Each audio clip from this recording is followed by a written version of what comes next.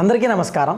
ఈరోజు మన ఛానల్కు ప్రముఖ ఆధ్యాత్మిక వాస్తు జ్యోతిష్య పండితులైనటువంటి వైవిఎస్ఎస్ గిరి గారు వేంచేసి ఉన్నారు. నమస్తే గిరి గారు. నమస్తే అండి. జూన్ సింహరాశి వారికి ఆరోగ్యపరమైనటువంటి వృత్తిపరమైన మార్పులు ఏమైనా సంభవించబోతున్నాయా? ఆ మార్పులు సంబంధించినటువంటి సమస్యలకు పరిష్కార మార్గములు ఏమైనా వివరించగలరా గురువు గారు? అందరికీ శుభాభినందనలు. సింహరాశి జూన్ నెలలో అడుగుపెట్టేశాం. సింహరాశికి చెందినవారు కాబట్టి మీరంతా మీలో ఉండే రాజసము, అంతులేని ఆత్మవిశ్వాసము, గంభీరత్వము ఈ రాశివారి మీకే సొంతం. ఎందుకంటే మీరు పుట్టుకతోనే నాయకులుగా ఉంటారు.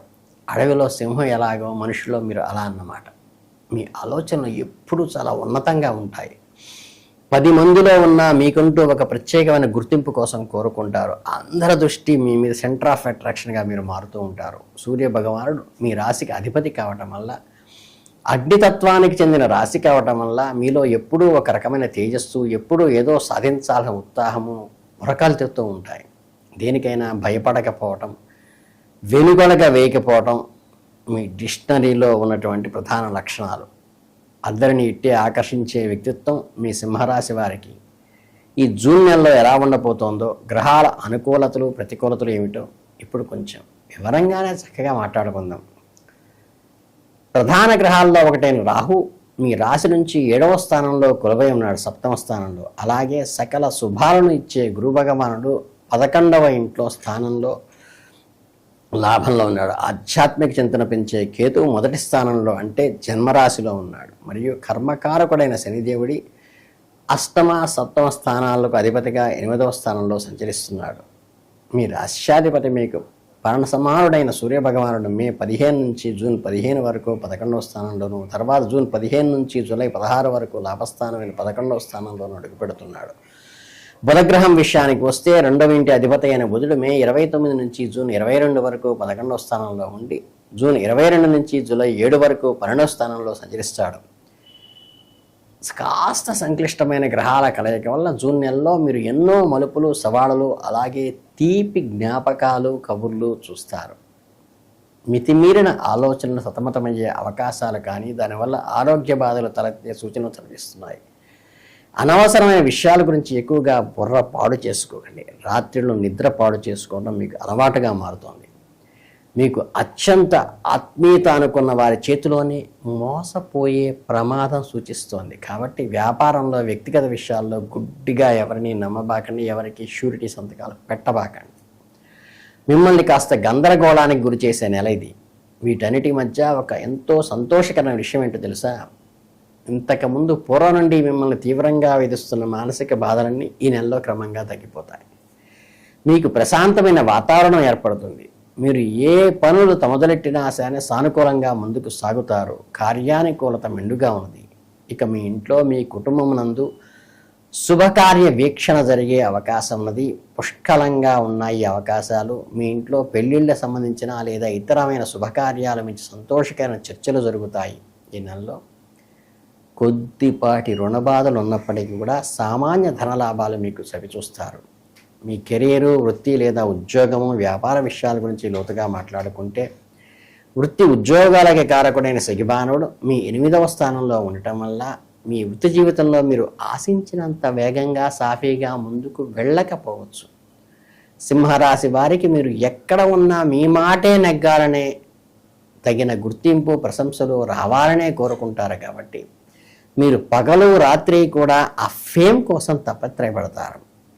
మీ పనులు మీరు అనుకున్న సమయానికి, మీరు అనుకున్నంత పర్ఫెక్ట్గా పూర్తి కాకుండా కాస్త నెమ్మదిగా సాగుతూ ఎన్నో అడ్డంకులు ఎదుర్కొంటూ మీ సహనానికి పెద్ద పరీక్షలాగా ఉంటుంది ఈ నెల. ఆఫీసులో బాసు నుంచి లేదా తోటి ఉద్యోగుల నుంచి మీరు ఆశించినంత సహకారం లభించలేదేమో అనిపిస్తుంది. ఇక్కడే మీరు నిరాశపడిపోసి ఆగిపోకూడదు. ఎందుకంటే లాభస్థానమైన 11వ ఇంట్లో ఉన్న గురువు బృహస్పతి సంపూర్ణమైన అనుగ్రహం, లాభం మీ మీద ఉన్నది. కాబట్టి గురులాభం వల్ల మీరు మీ పట్ల మరింత అంకిత భావంతో ఎప్పటికైనా విజయం సాధించాలనే కసి సఫలీకృతం కూడా అవుతారు. కొత్త ఉద్యోగ అవకాశాలు కూడా తలుపు తట్టే అవకాశం ఉంది. గురుడు వల్ల చల్లని చూపు వల్ల మీ ఉద్యోగ జీవితంలో ఉన్న టెన్షన్లన్నీ తగ్గిపోయి ఒక పెద్ద రిలీఫ్ దొరకబోతోంది. ఈ నెలలో కాస్త అప్రమత్తంగా ఉండాలి. వ్యాపారంలో ఊహించని విధంగా లాభాలు తగ్గే అవకాశం ఉంది. మార్కెట్లో మీ కాంపిటీటర్స్ పోటీదారులు మిమ్మల్ని మించిపోయేలా వ్యూహాలు పనటం వల్ల మీరు వారికి ధీటుగా కొత్త వ్యూహాలు నిర్ణయించుకుంటేనే పైబెదం మీద అవుతుంది. 8వ ఇంట్లో ఉన్న శని ప్రభావం వల్ల వ్యాపారస్తులకి ఈ నెలలో మనశ్శాంతి కరువై ఒక రకమైన అలజడితోనూ టెన్షన్తోనూ వ్యాపారం చేస్తారు. కాబట్టి కొత్త పెట్టుబడులు పెట్టే విషయంలో ఆచితూచి అడుగు వేయండి.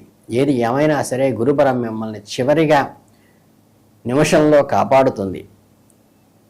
మీ ఆర్థిక పరిస్థితుల గురించి, జేబులో డబ్బుల ప్రవాహం గురించి మాట్లాడుకుంటే జూన్ 2026 నెలలో మీ చేతికి డబ్బు రాక అంతంత మాత్రంగానే ఉంటుంది.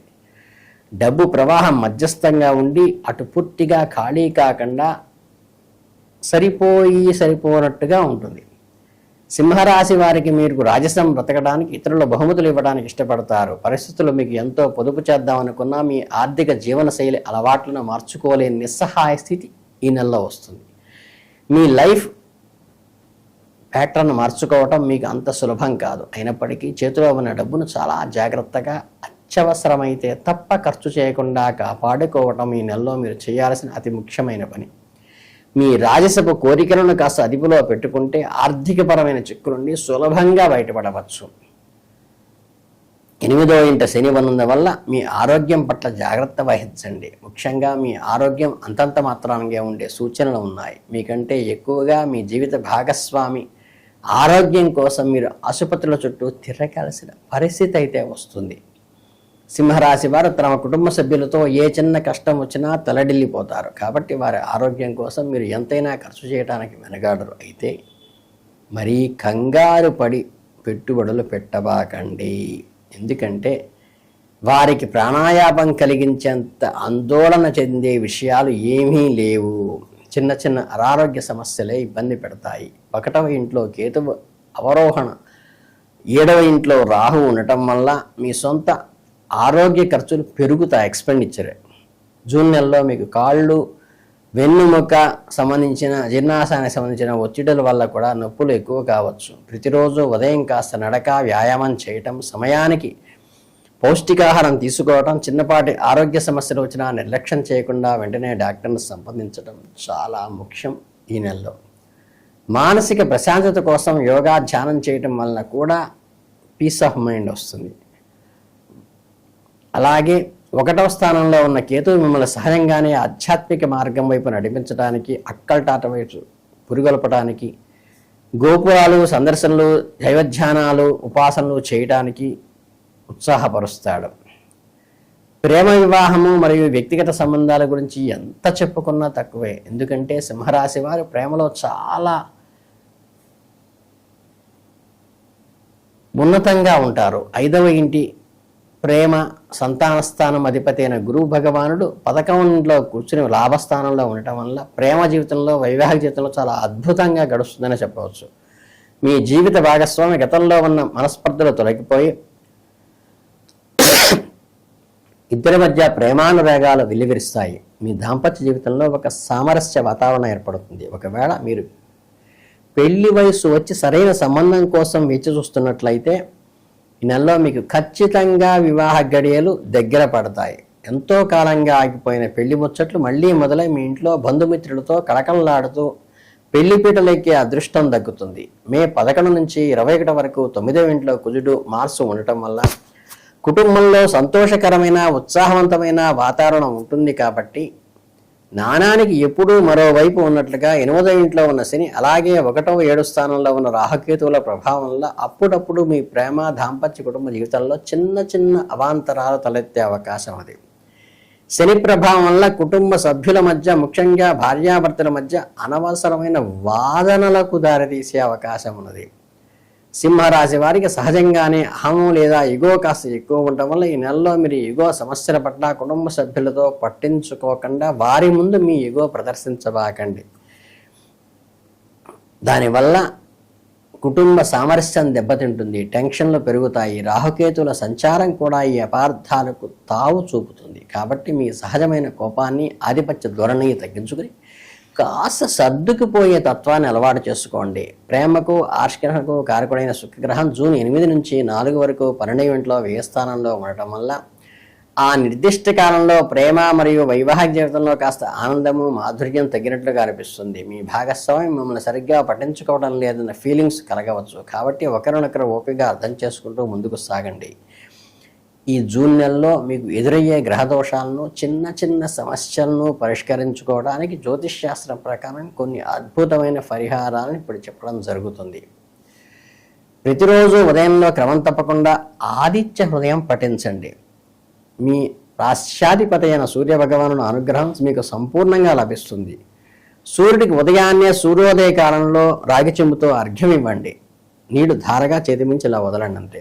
ఆదిత్య హృదయం చదవటం వల్ల మీలో ఉన్న నెగిటివ్ ఆలోచనలు, భయాన్ని పోయి ఎనలేని పాజిటివ్ ఎనర్జీని ఇస్తుంది. అలాగే ఆపద మొక్కుల వాడిన శ్రీ ఆంజనేయ స్వామి వారిని మనసారా స్మరిస్తూ ప్రతిరోజు హనుమాన్ చాలీసా రాత్రిపూట చదువుకోవటం కూడా మేలు చేస్తుంది. మీకు విశేషమైన ఫలితాలను ఇస్తుంది. దీనివల్ల శారీరక, మానసిక ధైర్యం పెరిగి మీకు ఎదురయ్యే అన్ని కష్టాల నుంచి తొలగిపోతాయి. వీటికి తోడుగా ప్రతి ఉదయం నిద్రలేవగానే స్నానాధికాలు ముగించుకొని సూర్యభగవానుడికి నమస్కరిస్తూ ఓం సూర్యాయ నమః అనే మంత్రాన్ని 108 సార్లు పఠించండి.